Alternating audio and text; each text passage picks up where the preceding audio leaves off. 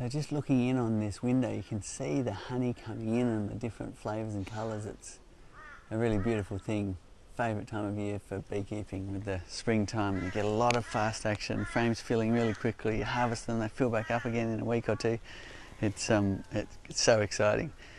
And to have the different flavours isolated in the frames, you can see here, is a beautiful thing. This is a nice dark honey, whereas this is quite a light one. So what we're going to do today is cover tips and tricks with the Flow Hive 2, and we're actually going to take a look at all the components, talk about how and why we designed it as it is, and cover tips and tricks, and hopefully you can learn from that. If you've got questions, put it in the comments below. We'll answer as we go. But why we're going, because this hive is filling up quickly, we're going to harvest some honey, make some space in here so we can catch some more flavours of the season. If you look in this window around the side here, you can see that the bees are really packed in there. So we're also going to be splitting this hive in the coming weeks, so stay tuned for a hive split video. Okay, so what I'm doing is inserting this key into the top slot here. Now, one tip here is make sure this little tongue, when you put this in, is inserted all the way in. That's important because there's a little point here specially designed for any trailing bits of honey to leak back into the hive once you've closed the cap. So this is made to unblock it, so you don't have to think about that so much. However, the bees will block it up, as you can see here sometimes, which means you can either put the tube in to re-unblock it or use a stick or something. I'll cover more about that later. Today we're covering tips and tricks of the Flow Hive 2, so if you've got questions, put them in the comments below. When you're harvesting, if you put the key in all the way, it can be quite hard to turn. Sometimes you can turn it all in one go, but more often it's easier just to turn it in segments. So what I've done there is open just a part of the frame, and that can be a nice thing to do, and that's a nice tip if you're unsure whether there's much of a honey flow coming in, you only want to harvest just a little bit, enough honey for your family, then you might just want to harvest just part of a frame, which is something that's really cool about the Flow Hive, is the versatility of being able to harvest just a small amount or a large amount as you like. Now if I go in and then turn it again, it's quite easy to turn today. It really does depend on the propolis content of the wax the bees have used to glue all the frame parts together, because they get in there and they cover all the frame parts in wax, and then they draw their comb out further and start that amazing process of dehydrating that nectar and making the amazing thing we call honey. Look at that, it's just coming out. I never get sick of watching the beautiful flow of honey directly out of the hive. The only thing that is getting the honey out of the hive is gravity. So there's zero processing, it's basically flowing right into the jar. As you can see, it's perfectly clear. There is no wax debris or bee bits or anything like that, which once upon a time, when I was harvesting honey and selling it to the shops in the conventional way, I would have to go through a sieving and filtration process in order to sieve out all the wax and dead bees out of the honey. Now you don't have to, you can just get the honey. It's beautiful. Oh, yum. That's so good. Cedar, all the different flavours. Robin is asking, what if you only wanted or had room for one hive? Will it need to be split? Okay, if you've only got room for one hive and your population is building up and doing the natural thing of wanting to expand and create a new colony, then the best thing to do is to give some bees away and take a split. So there's always people looking for hives, always. So it's a fantastic thing. If you do have spare bees, you've got lots in your box, somebody can come in the springtime and take a few frames out of your brood box and start their colony from that, which is a great thing in order to either expand your apiary or allow somebody else to get started in this amazing world of beekeeping.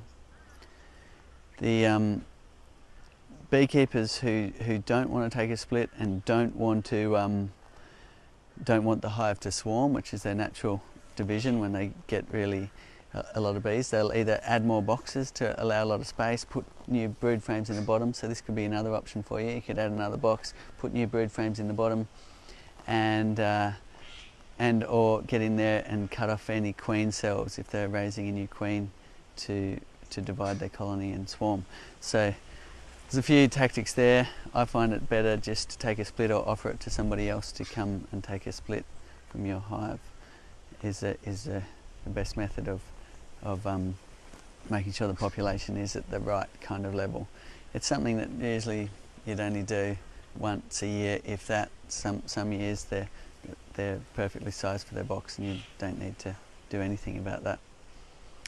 So what I thought I'd do is run through all of the components starting at the base. I've put a hive just here, and I'll talk firstly about the adjustable hive stand. Now, why we developed that is because we found people were having trouble getting their hives level, and that was resulting in honey spills because the honey wasn't draining out of the hive. So another thing is that if you're drawing naturally drawn comb, allowing the bees to make the comb themselves without any foundation, then you need the hive level in the sideways direction. So we decided to put levels in here and in the side. So then what you do is you adjust each corner. Now I find the easiest method to do that, even when there's a hive full of bees, is just to lift, put a bit of pressure, lift, and then you can adjust the legs on that side of the hive. So you can see here the level's not quite correct, it's on one side, so I'm actually going to just screw this foot in a little bit more. You can see that bubble coming now to the centre, and that's where you want it for naturally drawn comb. Now I'm going to have to adjust the one on this side too, so you can adjust all four corners to make sure your hive's got the right slope for naturally drawn comb, which is level in this way, and also the right slope for harvesting with the flow frames. So the right slope is about 3 degrees, and we've built that in, so all you have to do is get the bubble in the middle there, and you're good to go. The next thing we did was put a pest management tray in here. So that allows you to then basically slide that tray out, and if you have a hive beetle issue in your area, the beetles are building up, then you might like to put some oil in here. I've got a hive near my house, and the hive beetles have been breeding up in my compost, and I've got 40 hives down in the paddock, but they're fine and not getting any beetle trouble, but the one right outside my door is, because of the way they're breeding up in the compost. And in order to keep the population low, I simply put some cooking oil in here and catch some of those beetles. If there's only a few in the hive, it doesn't really matter, but if you're opening this tray and you're seeing 30 beetles running around, then a good idea to put some cooking oil in here and catch those. Also useful for monitoring varroa mites, and that's why we made it white. Now, one tip is if you want to get a nice clean white surface, you can flip it up this way for counting mites, and it can then go back in like so, and you've got a new white surface if you're doing your mite management. You can count the mites on here.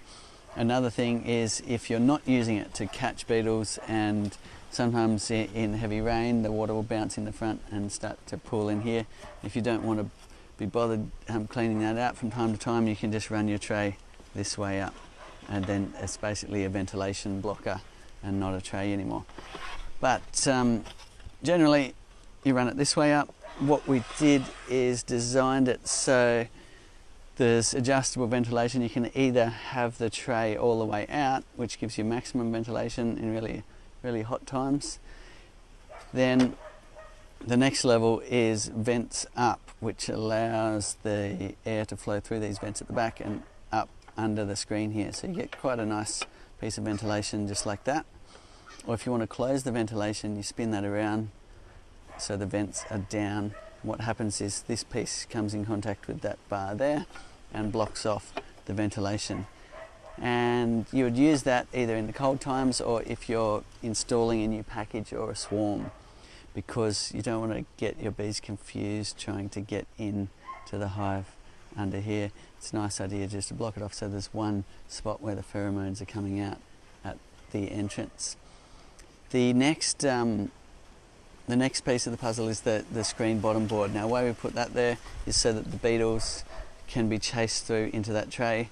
Also, so the mites will go through, and also so you've got this ventilation control, which some beekeepers really find quite handy. It's always a bit of a, there's different opinions out there, screened or not screened, but at least this way you have the options and you can test and measure for yourself and decide whether you want to have a screened bottom board or not. Okay, the next thing is your brood box. So that goes right on top of your base. So I will just say we have a bundle at the moment with the Araucaria hive, which is this one, and I apologise, over the weekend we had a glitch and the bundle wasn't available anymore, so we got a lot of people writing in saying what's going on. We've fixed that now, it's now live and you can still get the bundle. However, they are now sold out. But what we've done is we have stock of hives without the adjustable hive stand, and we're making some more stands as fast as we can, and if you order now you'll still be able to get the bundle, but we will post you the stand just a little bit later. So hopefully in the next week we'll post you that stand so you can still get the bundle if you want. There is still a few more available. So apologies to those who were trying to get them on the weekend. We've had a bit of an unexpected rise in sales and people who want the Araucaria bundle, so you probably will need to get in quick if you want one of those. Any questions? Danny is asking if you recommend taking honey from a first year hive, or would you suggest letting the hive get stronger? Okay, it depends a bit on your strategy. If you're in a warm climate like we are, as soon as any frames are full you can harvest them. There's always flowers around in this subtropical region. If you're in a climate where it's really cold and you've got a long winter coming up ahead, you may need to make sure they have enough stores to last that long cold winter. So it depends a bit on where you are as to whether you need to leave them some honey. We're lucky here, we can harvest all year round whenever frames are full. And Renee is asking, with the honey that we're harvesting at the moment, do we get any leaking into the hive or into the tray? Okay, we can have a look at that actually and see whether we have. Now, this tray I didn't clean out, but let's see if we can get it out between the shelf brackets here, not something you normally do. Okay, so there's a little bit you can see here, but not enough to really worry about. So basically, sometimes a frame will spill a little bit. To me, it's not much of a problem. When I used to harvest in the conventional way, you'd often be breaking a lot of comb in the hives and spilling a lot of honey. And it's really the addition of the screen bottom board that highlights that there's any honey spilling at all. So even pulling out honey frames or inspecting your hive with a conventional hive and with the screen bottom board, you'll see some spills come down.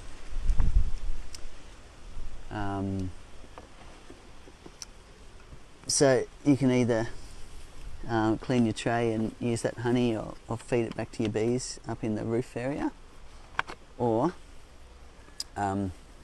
do nothing about it and clean out your tray from time to time.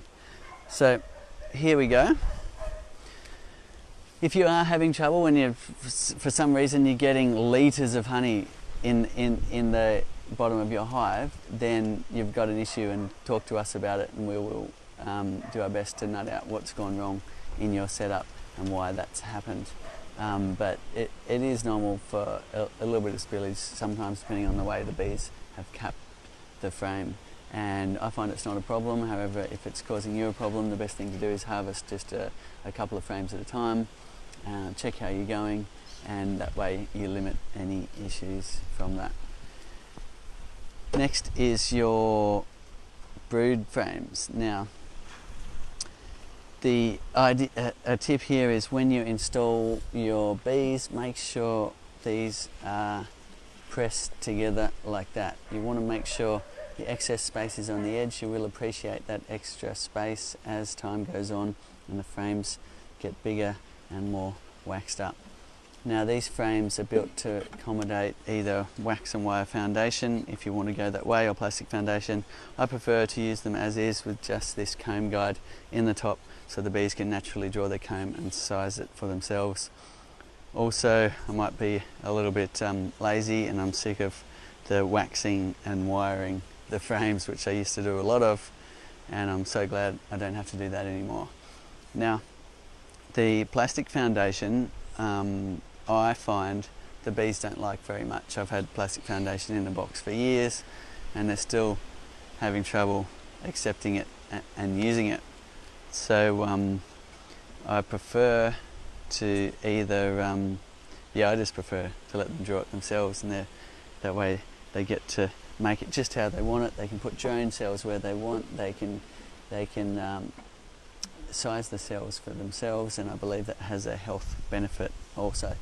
The next thing is the excluder, which goes on top there, and that simply is a gauge that doesn't allow the queen, because she's a bit bigger, to come through the queen excluder into your honey super, because you don't want bees or larvae, you don't want eggs from the queen laid in your honey area.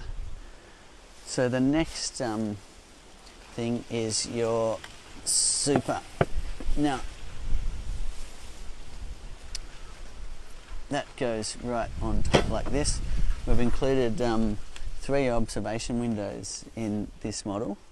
So this is the Araucaria model, this is the Australian grown sustainable wood from Queensland here, and we have windows here, here and here, which I find really helpful. And it's funny, like commercial beekeepers that we send boxes like this to, they're like, oh, I don't need the windows, what do I need the windows for? They're used to just lifting the hive and feeling the weight of the hive, and that tells them enough information of when to harvest, which isn't much of an exact science, but nevertheless that's the way it's been done for a long time. Once you get windows, you realise there's so much more you can tell. Like if you look in this window here, you're like, wow, this hive needs splitting for sure. And it would have been hard to tell that from the entrance, because then if you have a look at the entrance, they look quite quiet today.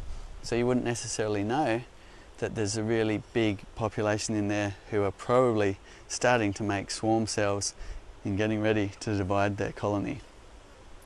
So having the windows does give you some information that really helps you in your beekeeping, and allows you to build up more of a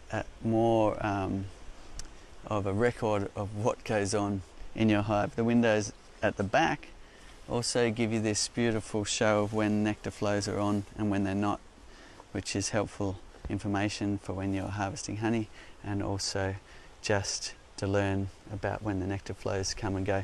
You can watch this pattern here change on a daily basis. When they're bringing honey in, you get these pulses of nectar from various different tree species, and you see this pattern change. You might see the nectar all splattered around inside the cells, and then drying that nectar out and then condensing it into honey by the afternoon. Okay. Robin's in Chicago and is Yep. wondering what the best season is to start beekeeping. So the best season if you're starting fresh is in the springtime. Now, the reason why that gives you a full season ahead, if you're in a cold area that gets cold winters, and your bees can get a chance to get nice and strong before the winter. Here in Australia, in this subtropical region, you can just about start a colony any time of year. So it's not so specific when you get to the warmer regions. In the colder areas, spring and early summer is the time to get started. There's even people in the colder regions buying their equipment now for the next season to come, and getting their hives put together, getting all set up, and making sure they know what to do for the season coming. So it depends though. If you're starting with, let's say you have the ability to just buy a hive, a conventional hive that's not a flow hive, and you've managed to buy one of those already going, you could then do a swap out into the flow hive straight away, and you can do that much later in the season because you've already got a big population ready to collect nectar and do everything they need to do. So you could do that probably as far as late summer, because you've still got a late summer and autumn flow that they could be filling the flow frames at that time. If you're just getting the super to add on top of a conventional hive, we've sized them so you can do that, and what you'll find is you can add that whenever there's a honey flow and start collecting and being able to harvest straight from the hive like that. So that's another option if you want to start later in the season. But as said, around here you can just about start anytime, because we have flowerings that go pretty much all throughout the year. We do get times when if it's been dry for a little while, like we actually got quite a dry end of winter and the flowers did stop. Some winters there's a really strong honey flow all winter here. So the next bit on top of this is your inner cover. Now what we have done here is provide a little plug for the inner cover, so you can either keep that closed and keep the bees in your honey super, which I do most of the time. I will just leave that closed. However, if you're wanting to collect some honeycomb, you can either put a container over here, let them come up to here if they're really full in the hive and start building comb up here for you to collect, or you can just leave it out and they'll build honeycomb on the inside of the roof, and you can take the whole roof to the next party you have and feast on the honeycomb that's built up in that area. So there's a few options there, but we actually put that hole there for feeding. So if you're in a cold climate, you could use this to feed your bees some sugar syrup if they're really hungry. Although it's better to let them forage naturally, of course. If your bees are starving, you're best to keep them alive by feeding them some sugar syrup. Now, if you want to find out about how to do that, we did make a video, and it'll be how to make a feeder for your flow hive, and it's in our Facebook videos, Facebook Live series. So you can have a look in there, and there's a few tips and tricks on how to make a very cost-effective feeder to feed your bees there. The roof is the next part here. Now, what we have done is, in response to some people with our classic model having the roof blow off in when it gets really windy, it tended to be, it'd have to get to about 80 kilometres an hour here on this slope, the wind coming up under, to blow the roof off the hive. Nevertheless, some people do get winds like that, and we put these wing screws here. So if you are in windy conditions, you can screw these in and really lock the roof onto the box so it can't come off. The next bit is the shelf brackets. Now, these have a dual use. If you want to harvest honey, of course, like that, then you can put them low down, right down as far as here, or even right down here, depending on how tall your jars are. And what we do is we get a little tool and we adjust these. Now, a little tip here, it's good to get them nice and tight. Once you've got them set up, it's quite useful to just leave it there for next time you need it. But basically you're tweaking this to be just the right amount. I recommend putting it like that and then turning it into place. Now that's too loose, so we'll go in a little bit further, and once you've found that position, you can leave it in that position. So there it is there. You want it to be tighter, and that way your shelf will stay in place. But we designed it to latch onto any one of these screws, so if you've got different jars or different jar sizes, I've got a couple here. Let's say you're harvesting for a wedding or something like that, and you've got these beautiful little gift jars, which is a fantastic thing to do, and we've done that many times. Then you'd put your shelf bracket right up here on this top one to harvest into tiny little jars. It can get pretty exciting, especially if you're harvesting multiple frames and you've got tiny little jars. My sister was just in Berlin harvesting into small jars, and she was actually harvesting a double super into small jars, and that can get a lot of jar swapping, to say the least. So it can be a lot of fun, useful to have a few people around, and a lot of fun filling up all those jars and collecting all the different flavours that come out of the hive. Now, if you've got jars like this is a really nice sort of size for your kitchen. That is this screw here, and we purposefully put an extra screw, if you notice this finger pattern there, so that you'd have that choice of this size jar, and because that just happens to be a really nice size to share around and share your honey with your neighbours and so on, which is always a good thing to do. The second use for these shelf brackets is the frame rest. So you can clip them onto the side here, and when you're doing your brood inspection, you can pull out a couple of frames and put them on here, and that will allow you space to move around the brood nest. You no longer have to put your frames on the ground. What I might do is just show you how that works by getting a brood frame out of this box. There we go. So let's imagine you're doing your brood inspection, and you can put them on the side there like that. You can fit 3 on here if you need to, and that gives you plenty of space to work the hive when you're doing your brood inspections. So quite a handy little tip. Now, I did promise to show you how to clean out this little point here. If you have a look in this area, you can see that the honey has built up, and a good tip is to keep that area clean, because if you let honey build up in there for too long, it could either go fermented if you're in a warm climate, or candied if you're in a cold climate. So there's lots of easy ways, but if you one way is just to put the tube in, because it's got an automatic leak back point clearer here, so you can pull that out and put the tube in. But if you don't have a tube, you can use a stick or even this key. I'll even show you how to do it with this key. So let's undo that. So you could just poke the tube in and unblock it, or anything at all, or even just put this key down like that, and what you've done is unblock that area there.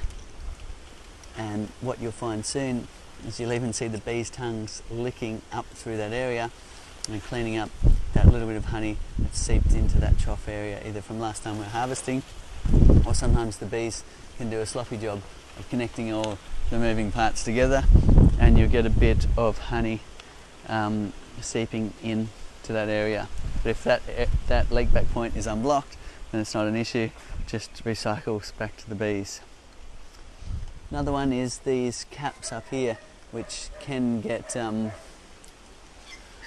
we put a little point here which reminds you that you haven't closed the frame. So if I go, oh great, I've got my honey now, I just want to put this in, I go, oh, it doesn't quite go in, and that sits out a little bit, and so it's a little bit of a fail-safe to remind you to then close the frame after you've harvested. So the key goes in the top again to close it, and then you turn it, and then this will then slide into position, and you can put your key access cover back on. So there's some tips and tricks. Let us know if you've got any yourself. Always interested to find out what customers are doing and any new things they've found out about beekeeping with our flow hive. Thank you so much for watching. We've got time for a couple more questions. Chuck would like to know, do you use hive beetle traps in your hives? We don't use the hive beetle traps in the hive because we've built one right in to the hive, and I'll show you just how that works now. If I put this hive back together again. Okay, if you have a look down here, what we've done is include a pest management tray. So it's a great trap. You can just basically put some cooking oil in here. I run my ute or truck on old cooking oil from the chip shop, so I've got plenty around. I put a bit of that in there, and that'll catch the beetles. But if you've got used cooking oil from the kitchen, you could use that, or you could buy some cheap cooking oil to pour into the tray here. You don't need to fill it up by any means, you just need to cover these surfaces here. We put these baffles in so that it won't all pool at one end, and we counter sloped the tray because the whole hive's on a 3-degree slope for the honey harvesting. We counter sloped the rails that this tray runs on so that your oil would still be level if you're using that to catch the hive beetles.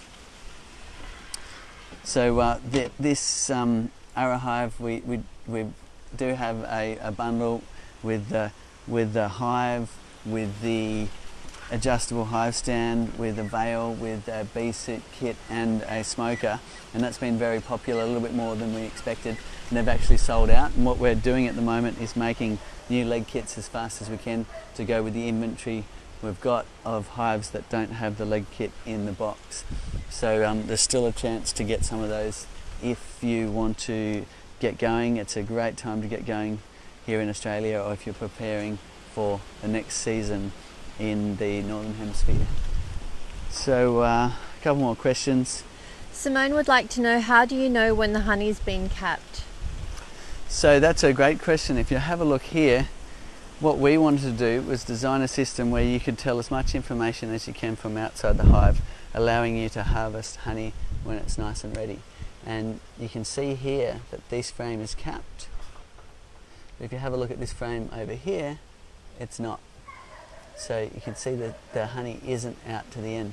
Now that's only telling you what's happening at the end of the frame, and of course you don't know what's happening in the middle. But when you've got a honey flow like this, you can be fairly certain that the honey is mostly capped. Now commercial beekeepers will usually take it if it's 70% capped.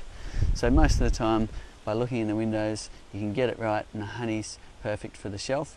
If you find you have harvested honey that's a little bit liquid, because there's a bunch of uncapped, more nectar in the frame, then that just means you'll have to consume it before it starts to ferment and turn into honey mead.